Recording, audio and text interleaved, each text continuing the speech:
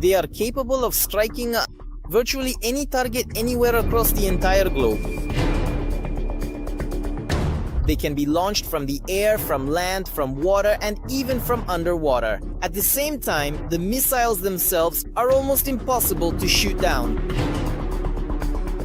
For more than 4 decades now, these missiles have stood as a steadfast guardian of democracy and have participated in almost every armed conflict involving the United States of America. Starting with the Gulf War with the war in the Gulf, and even earlier it was used in the 70s as well.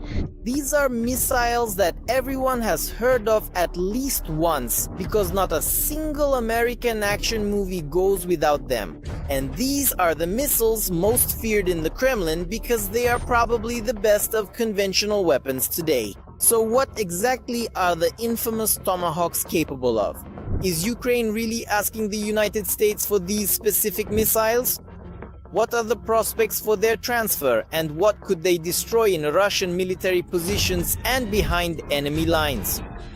We will cover all this and more today in Arsenal.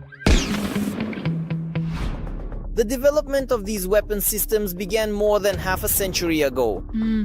Back in 1972, the United States Department of Defense established the task of transporting nuclear warheads without violating the Strategic Arms Limitation Treaty. Simultaneously, the requirements specified that the carrier had to be launched from the air, from the land, and from the sea. The result of these efforts was the development of a new cruise missile, the Tomahawk.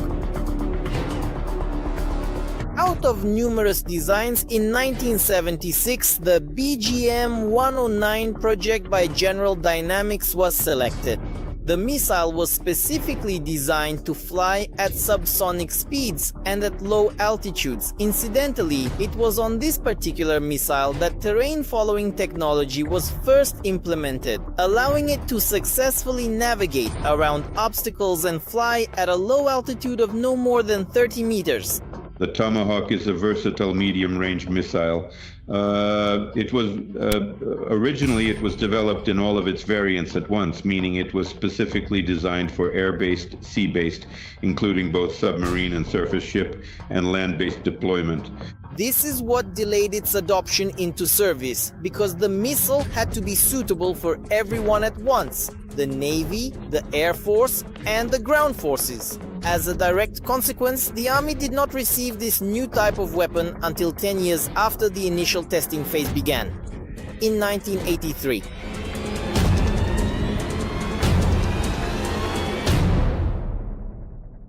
There are 9 distinct types of Tomahawks. The Block 1 versions included nuclear warheads and anti-ship variants. In 1991, with the end of the Cold War and the collapse of the USSR, US President George Bush announced that the missiles would be moved into storage, and in 2010 they were sent for disposal as part of the disarmament policy. The same fate befell the ground-launched BMG-109 and the TASM modification. But those initial Tomahawk models served as the early prototypes for the American missiles today. For example, the TASM-C.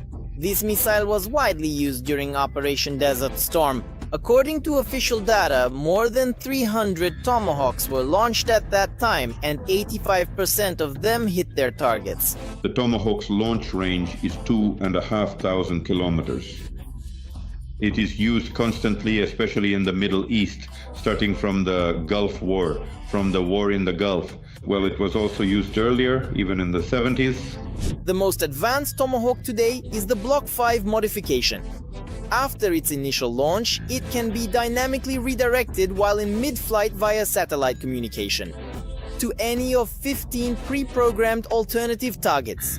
The missile's onboard radar and communication systems have been upgraded, making it impossible to jam with electronic warfare, and it is capable of hitting targets even without a GPS signal. Its cost is estimated at $1.5 million. This accordingly takes into account the possibility of electronic warfare with enhanced capabilities to counteract electronic interference.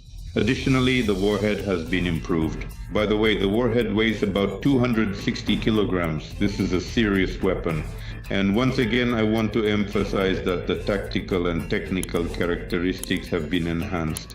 This includes the flight range and, most importantly, the target engagement radius.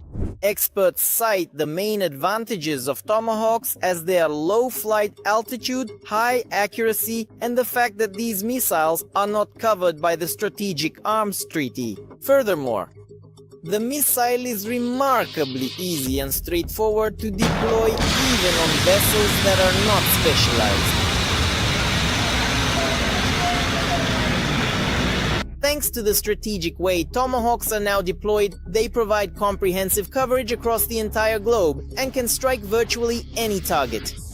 Furthermore, due to their extreme precision, they are capable of hitting specific objectives without creating a wide zone of mass destruction, meaning there is virtually no harm caused to nearby civilians. All of this is possible thanks to the modern DSMAC guidance system. It is equipped with so-called machine vision, where three-dimensional images of the terrain and the target's coordinates are stored in memory. During flight, the missile constantly photographs its route and compares the images with the existing map. As a result, at a distance of 2,500 kilometers, the deviation can be a maximum of only 5 meters. This is a weapon that has been constantly improved through the numerous wars fought by the United States of America. According to the data, since it was first adopted into service, that is exactly what makes them truly unique. That is to say, the tactical and technical characteristics are carefully considered, as well as the evolving changes in the types of weaponry used by the enemy.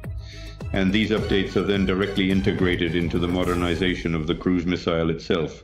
However, it does have its drawbacks. The majority of such missiles today are only sea-based, since the Americans acted within the framework of international agreements, naively trusting Russia and destroying the land-based versions of Tomahawks. The US missed Moscow's development of Caliber missiles and is now actively trying to revive old designs, adapting them to today's realities. Right now, the United States is rapidly adapting the Tomahawk missile for land-based deployment. In other words, they're developing a launcher for it. This missile is container type, so I think they'll be able to create this launcher fairly quickly. The only thing left is to install a fire control system and a coordinate input system for this missile. However, by deploying Tomahawks on their numerous warships, the US has also gained an advantage. After all, there is no information about which specific submarines and ships are carrying these missiles, and it's simply impossible to destroy all American naval vessels. Accordingly, none of Washington's adversaries knows where to deliver a preemptive strike. And on the contrary, a strike from the US could come from anywhere. The uniqueness of these launches and accordingly the cruise missiles lies in what we might describe as the near total impossibility of detecting the launches themselves. Taking all these capabilities into account, one of the points in President Zelensky's victory plan was a request specifically for these missiles, according to Western media. The Ukrainian leader himself indirectly confirmed the information by criticizing the West for leaking it. This was confidential information between Ukraine and the White House. How should we interpret these reports? Therefore, this means that there is nothing confidential between the partners. Whether Ukraine will receive such missiles still remains unclear.